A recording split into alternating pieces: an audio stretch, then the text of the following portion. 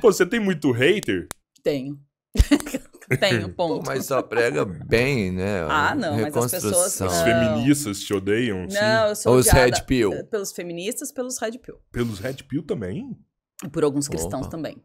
Até Cristãos? pelo cristão. Oh. Ah, porque a Bíblia tem muitas...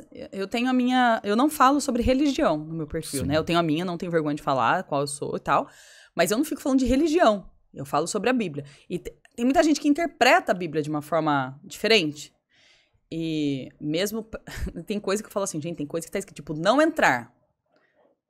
Pra mim não dá dupla interpretação não entrar. Não é tipo, não entrar por esta porta, mas você pode entrar pela porta dos fundos. Eu não entendo dessa forma. Pra mim é assim, não entrar é não entrar. Eu tive com um padre, ele falou que a Bíblia só tem uma interpretação. Só tem uma interpretação. Ela não tem várias. Não tem. E a galera que fala que tem várias interpretações Não são pastores aí, que os caras estão querendo... O que tem é pregar de uma dificuldade... forma- Não, o que tem é dificuldade de interpretar alguns textos que não são tão claros. Então, aí eles dão margem pra você interpretar algumas coisas que o outro entendeu de outra forma. É isso que eu tô dizendo, ó, não entrar. Tem gente que fala assim, não, mas tava falando de uma porta. Talvez não esteja falando da outra. Aham. Então, tem gente que daí tenta fazer. Eu sou membro de uma igreja reformada, ou seja, extremamente tradicional e conservadora. Então, a minha linha de raciocínio é muito voltada para a raiz do negócio. Então, para o que estava lá. Eu não tenho... Ah, mas aí depois, em 1950, descobriu-se... Não. Para mim, a Bíblia não é datada. Ela serve... Eu estava lendo ontem com os meus filhos, no momento que a gente faz de devocional... um texto de Reis do profeta Salomão fazendo uma oração para Deus, que Salomão nunca pediu dinheiro, nunca pediu riqueza, nunca pediu fama, ele só pediu sabedoria para poder liderar o povo dele. E daí, na hora que a gente estava lendo isso daí, eu falei para as crianças, eu falei, e aqui nesse texto é tão claro que Deus não quer que você peça outras coisas, ele quer que você, ele te fala o que ele quer que você peça para ele. Então, assim, as pessoas falam, as pessoas não ganham as coisas porque não sabem pedir. Qual texto que é esse? É 1 Reis 3. É um texto, é uma oração. Na realidade, é um texto em que Salomão sonha que ele está tendo uma conversa com Deus e Deus fala para ele assim, me pede o que você quiser que você terá. E daí ele fala assim, eu só quero ter conhecimento para poder liderar o teu povo, porque me foi colocado muita gente para liderar e eu não quero errar. E aí Deus fala para ele assim, você pediu sabedoria, e por pedir sabedoria, você será o homem mais sábio de toda a história. Nunca ninguém vai ser tão sábio quanto você. E por você só ter pedido isso, eu ainda vou te acrescentar riqueza e fama. Você vai ser o homem mais rico e você vai ser o homem mais conhecido de toda a história. Então, assim, ele tanto que ele fez o templo, daí ele era extremamente, absurdamente rico, mas o foco dele era... Vou liderar. Tanto que na sequência, em 1 Reis 3, o texto que tem abaixo é um texto em que duas mulheres prostitutas moram só as duas e as duas têm filhos em dias próximos. E daí o filho de uma, ela fala que ela rola por cima da criança e aquela criança morre. E aí no meio da noite essa que rolou sobre a criança e matou a criança, troca o bebê com a outra. E daí no dia seguinte a outra acorda, quando vai amamentar vê que o filho morreu, mas ela olha pro bebê e vê que não é o dela. E daí ela chega ela vai ali a outra, pro rei, falando assim, ela trocou os nossos filhos, o filho vivo é o meu. E a outra fala, não, é o meu, é o meu, é o meu, é o meu. E daí Salomão depois fala assim, me tragam uma espada. E aí trazem a espada e ele fala assim, eu quero que vocês cortem esse bebê vivo ao meio. Aí quando pegam a espada, uma mulher pega e fala assim, não corta. Ela fica com o bebê. E daí a outra fala, corta sim, porque não é justo só uma ficar com o bebê vivo. Daí Salomão fala assim... Dá metade pra cada. Dá metade pra cada. Daí Salomão fala assim, não cortem a criança. A mãe dessa criança é aquela que quer o bebê vivo mesmo que não fique com ela. E a outra, que pediu pra dividir, que achou injusto, é a mãe que não consegue ter esse amor pelo filho. Então a mãe... Então assim, ele dá um exemplo de um ato de sabedoria. Ele conseguiu resolver um problema, que na época não tinha DNA pra resolver. Então ele resolveu com sabedoria aquilo ali. Né, para exemplificar o que ele tinha acabado de pedir. E então é um texto, daí depois você vai falando de outras coisas que Salomão faz e tal, e ele de fato liderou, ele foi muito rico e tudo mais. Então ontem eu estava conversando com as crianças sobre isso, sobre a gente saber o que é falar com Deus, saber entender a Bíblia. Então lá a gente leu recentemente um texto que falava sobre a mulher que não tinha nada e deu tudo que tinha, versus o homem rico que dá uma parte do que ele tinha. E aí Deus fala, Jesus fala, essa mulher deu muito mais do que ele, porque ela deu tudo que ela tinha, ela confiou em Deus que nada faltaria para ela. Quando o outro, apesar de ter dado mais valor do que ela, ele não teve coragem de se desfazer. Aí a gente lê a passagem do homem rico, do rico não entrar no reino do céu, enfim. Então, tudo isso, pra mim, não tem dupla interpretação. Pra mim, é uma única interpretação. Você acha que a resposta de todos os problemas está na Bíblia? Eu acho que há todos os problemas do homem, sim. Internos. A gente pode olhar lá, que Pode. tem uma resposta pra Sim. eles lá. É que não tem do jeito que as pessoas querem ler, né? O que fazer com um marido narcisista? Não tem essa pergunta lá, entendeu? Tem sobre você se conhecer. Pra gente viver, já que, assim, lá tem todas as respostas, pro relacionamento estar bem, né? O quanto eu preciso, por exemplo, de religião num relacionamento para que ele seja bom, bastante bom? Eu preciso de ir na igreja, por exemplo? Ó, tem uma passagem bíblica que fala do cordão de três... não fala cordão de três cordas, né? É um outro nome, não é cordão.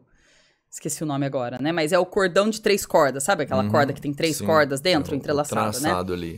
Que o casamento tem que ser esse cordão de 3 dobras, que chama.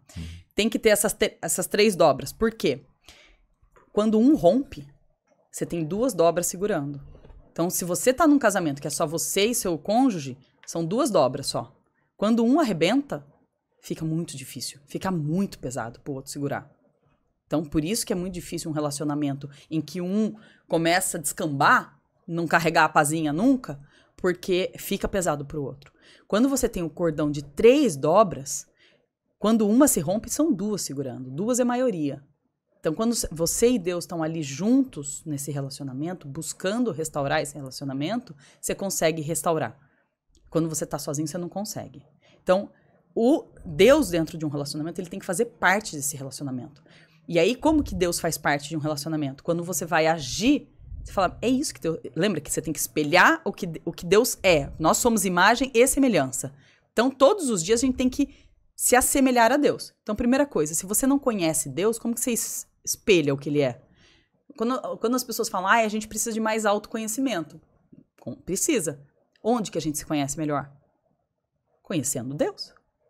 É o único jeito de você... Se você foi feito a semelhança dele, você só vai saber do que você é feito se você conhecer. As pessoas não querem... Não tem como você ficar numa busca interna para se conhecer, porque é um buraco imenso. Você não chega no fim desse buraco. Agora, quando você vai lá e se depara com o que está relatado sobre Deus, daí você passa a ter uma base do que é o ser humano, do que a gente foi feito para ser. Então, a primeira coisa é isso. Você tem que ter ali, para você saber quem você é, conhecer a Deus. Quando você põe Deus no seu relacionamento, é aquela coisa, quando você vai gritar com a sua esposa, é isso que Deus realmente quer? Isso é um espelhamento de Deus? Gritar com a sua esposa ou gritar com o seu marido? Eu outro dia estava conversando com um casal e o casal começou a discutir na minha frente. E eu acho tão engraçado isso, porque pra mim, quando eu e meu marido a gente se desentende, na hora eu fecho, porque eu falo assim, eu não vou abrir pra muita gente assistir uma discussão minha com ele. Então, desnecessário. Eu não fico tentando provar que ele tá errado. Não, mas aqui você tá errado. A não ser que eu esteja realmente num ambiente muito controlado, tipo, no meio de amigos, que daí você fala, não, nada a ver isso que você tá falando e tal. Agora, se eu tô com desconhecidos e ele fala uma coisa que eu não concordo, eu tento segurar, né? Pisar num freio ali e tal. Mas eu percebo, assim, que muita gente quer crescer na frente dos outros. Não, eu não vou sair por baixo porque ele não pode ver que eu tô por baixo nesse relacionamento e tal. Então, o que eu penso? Você tá espelhando o que Deus quer que você espelhe? Você tá sendo aquela pessoa compassiva, aquela pessoa que tem compaixão? Porque o que Deus faz com as nossas misérias? Ele tem misericórdia. Então, a palavra misericórdia é colocar o coração dele na nossa miséria. Então, por exemplo, você é casado com uma mulher que tem o hábito de mentir. Sei lá, pegar uma coisa que é muito raro alguém me falar, mas que é muito comum de ter tem gente que é viciada em mentir, né? Cara, é uma miséria da pessoa aquilo ali. É uma miséria, é uma pobreza dela. É um pecado, é um erro. seu coração tem que ter pena daquilo. E na hora que você tem essa pena, você tem a compaixão de falar assim, eu preciso ajudar essa pessoa a sair disso. Que é o que você faz por um filho. Então, esse comportamento que você tem, você espelha um comportamento de Deus. De querer ajudar a sua esposa. Então, sei lá, qual que é um defeito da sua esposa? Ah, ela reclama muito. Pô, ajuda ela nisso. E não tacar mais pedra. Lembra que eu falei que um dos pilares é a gratidão? Então, eu agradeço por essa esposa. Mesmo ela sendo uma mulher reclamona, chata, sei lá, as coisas que são mais comuns de acontecerem, né? Então você olha e ajuda naquele defeito. Você tem misericórdia, você tem compaixão por aquela situação. Então essa é outra hora que você põe Deus no seu relacionamento, em que você acaba olhando e falando assim, não, eu preciso diminuir a minha vontade de falar, puta defeito que você tem que me atazana essa vida inteira. Né? Então, meu marido, por exemplo, ele acaba sendo, tipo assim, no nosso relacionamento, meu marido é imediatista e eu sou extremamente procrastinadora. Meu Deus do céu, como essas pessoas se unem? Como essas pessoas se unem nessa vida? Então, tipo assim, pra vir hoje pra cá, ele falou assim pra mim, saia meia hora mais cedo do que você tá planejando, porque eu sou daquela assim, marcou às 10, eu tô às 10. Uhum. Ele não, marcou às 10, ele tá às 9h30. Então, assim, ele falou pra mim, saia meia hora mais cedo. Aí eu falei, não queria sair, sabe? Mas na hora eu falei assim, vou fazer o que por ele, porque eu sei que ele vai ficar mais tranquilo. O que aconteceu? Atrasou o trânsito, atrasou a tal da meia hora. E daí eu cheguei aqui que ele falou pra mim, falei pra você que você tinha que sair mais cedo. E daí você fala assim, e eu te ouvi. Entendeu? Nessa hora eu ouvi ele. Posso ter ouvido um pouco contrariada, mas eu ouvi, eu fiz do jeito que ele sugeriu. Então, assim, a gente vira e mexe tem embate por ele ser imediatista e eu ser procrastinadora. Então, tipo assim, acabou o ovo. Poxa, temos aí uns dias pra comprar na minha cabeça, né? Tipo, amanhã a gente pode não comer o ovo. Eu comi hoje. Não precisa comer todo dia o ovo. Então, tudo bem. Pra ele, não. Então, tipo, quando tá vendo que faltam 4 pra acabar, já tá na hora de comprar outro. Pra Carol é o quê? 4 dias depois que acabou que tá na hora de comprar outro. Isso dá problema no meu casamento. Então, como que a gente faz? Eu me esforço pra ser uma mulher que olha que tá faltando 4 ovos e comprar 4 ovos. E ele se esforça pra ser o marido que depois que acabou não fica enchendo tanto as minhas paciências. Ou ele vai lá e compra. Então, só que eu não abri mão dessa função de tipo... ele pegou pra comprar o ovo, eu nunca mais vou comprar. Eu não abri mão disso. Eu ainda continuo falando, eu quero ser a pessoa que compra faltando 4 ovos pra acabar. E ele decidiu ser a pessoa que, tudo bem se acabar, eu ir comprar. Então, você entende que a gente achou um meio. Toda vez que eu for comprar faltando 4 ovos, eu vou falar, putz, por que eu preciso vir 4 ovos antes de acabar? Não acabou ainda. Eu continuo pensando isso. Ele continua pensando, putz, por que ele espera acabar pra ir comprar? Mas a gente achou um meio de fazer dar certo e um ajudar o outro a passar pelo esse não é um problema, né? Mas é um exemplo bobinho. Sim. Só pra conseguir ilustrar. Então, Deus entra nessa parte de você estar no cordão de 3 dobras e você conseguir espelhar o que Deus quer da sua vida, pessoa física. Eu, Carol, o que Deus quer de mim. Ele quer que eu ajude a minha filha a ser uma filha melhor, uma mulher melhor, ser um ser humano decente, a ser uma boa esposa, se um dia ela for ser uma esposa. Meu filho, porque todo mundo acha que eu crio diferente. Não, meu filho ele vai ser um bom homem.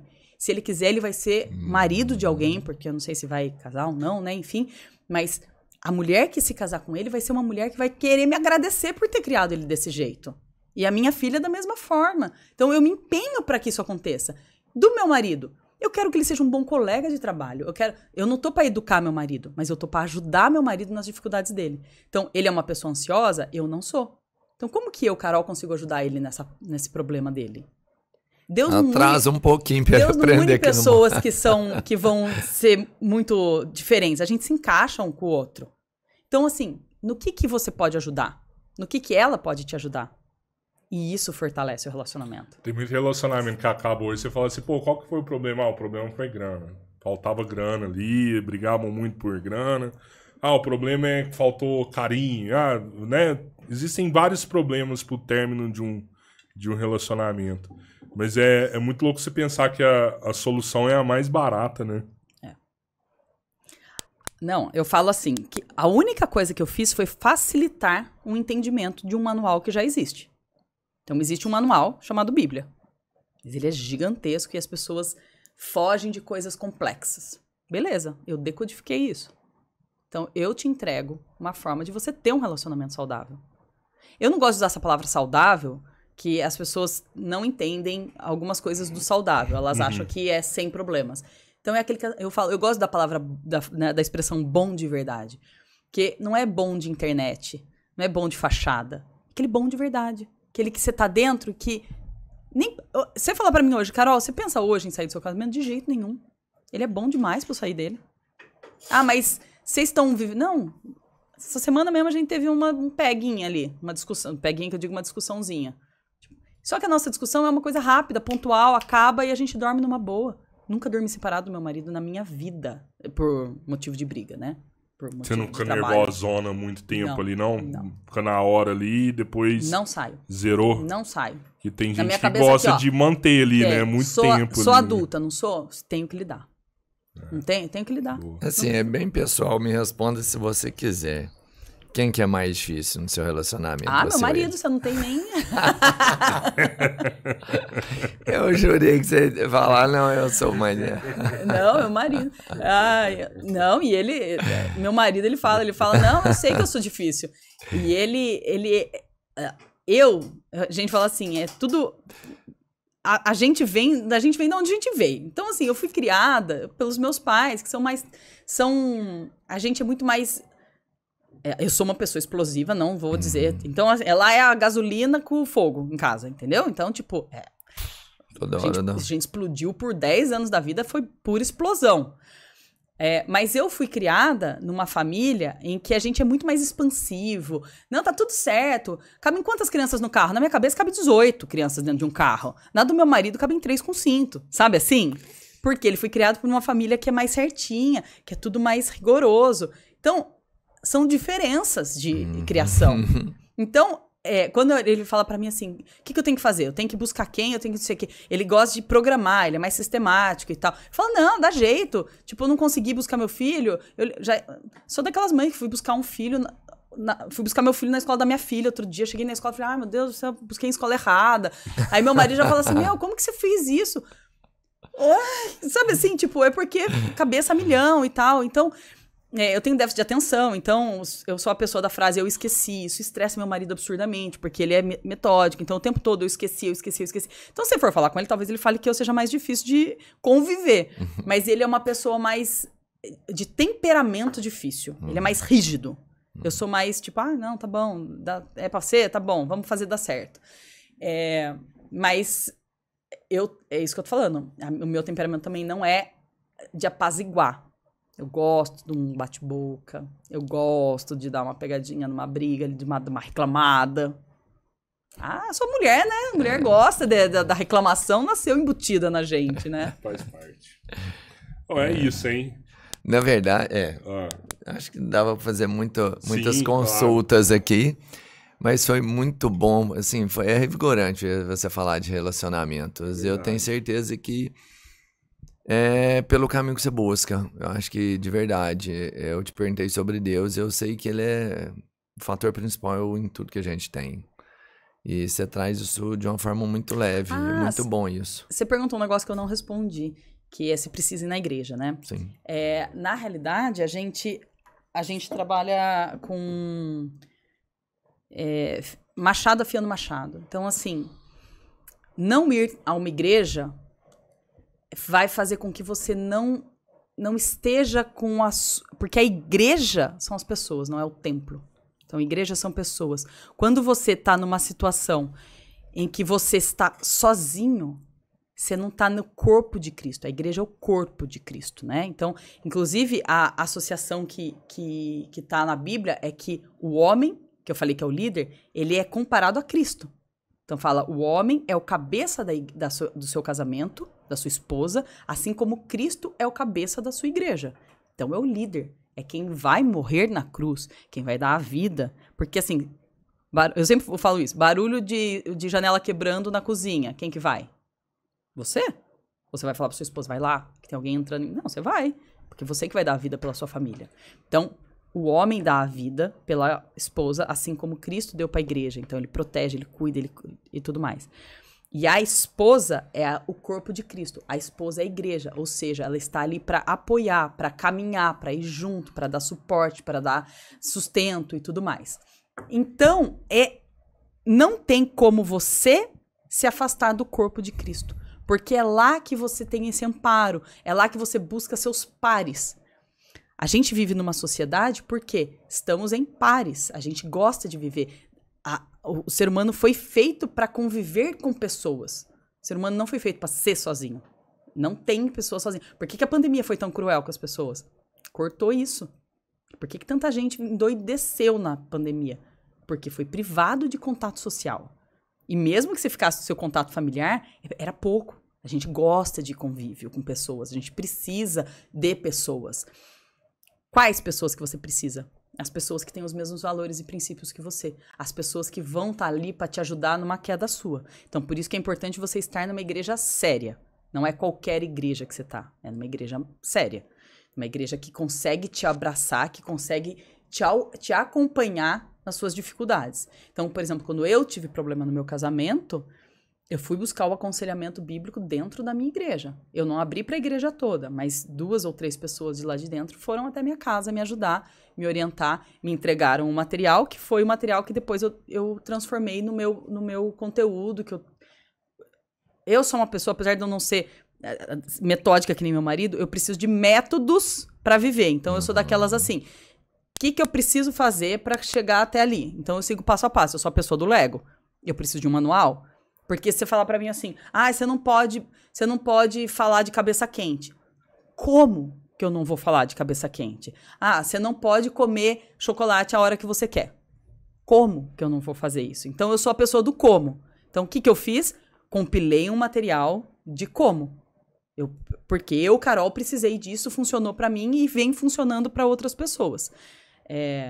Então, a igreja, na minha cabeça, ela é fundamental pra você buscar ajuda e para ajudar pessoas, porque muita gente acha que a igreja é só para ir buscar ajuda, mas não, a gente foi chamado também para ajudar os outros. Então, se você vê um irmão seu, né, no caso, a gente fala assim na igreja, né, mas se você vê alguém sofrendo, alguém em necessidade, você tem que se colocar à disposição para ajudar a pessoa.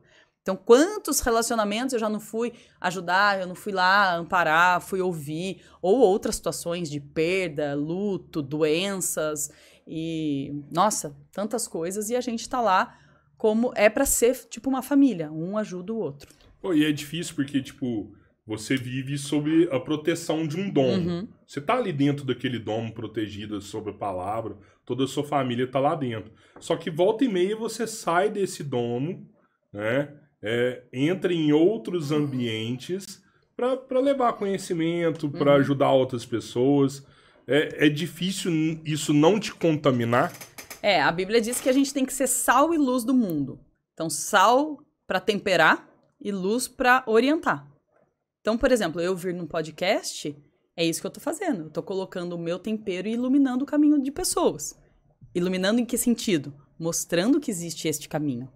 Então, tem gente que nem sabia que existia essa possibilidade de encontrar, através de de ensinamentos bíblicos, de um manual bíblico, uma saída para um casamento que tá definhando. Ou para um casamento que tá medíocre. Então, eu acabei de iluminar esse caminho. A pessoa viu o caminho. E para quem já sabe que existe, eu tô dando mais orientações para a pessoa falar, puxa, nunca tinha pensado desse jeito, olha só e tal. Então, isso é o que os cristãos foram chamados a fazer nessa terra. Agora, a Carol sabe de tudo? Óbvio que não. Eu tenho as pessoas que estão iluminando para mim também. Pessoas que estão me entregando conteúdo. Então, é muito comum, além de eu frequentar a minha igreja e assistir lá as pregações e tudo mais, eu ouvir outras pregações, eu buscar outros ensinamentos. Eu também. A gente é muito incentivador de leitura de Bíblia, para você, de fato, aprender, ter conhecimento, ter contato com a palavra ali de Deus, né? Então, eu leio muitos livros sobre esses assuntos. Então, a gente foi chamado para ser isso. Me dá uma dica aí, quem que você gosta de ouvir falando da Bíblia? Eu sou muito fã do pastor Heber Campos. Ele é muito... tem alguns que são muito bons. O Emílio Garófalo, o Augusto Nicodemos. Que são pessoas mais reformadas, assim, que são pessoal um pouco mais sério, que não alivia a mão, sabe? O pessoal é bem...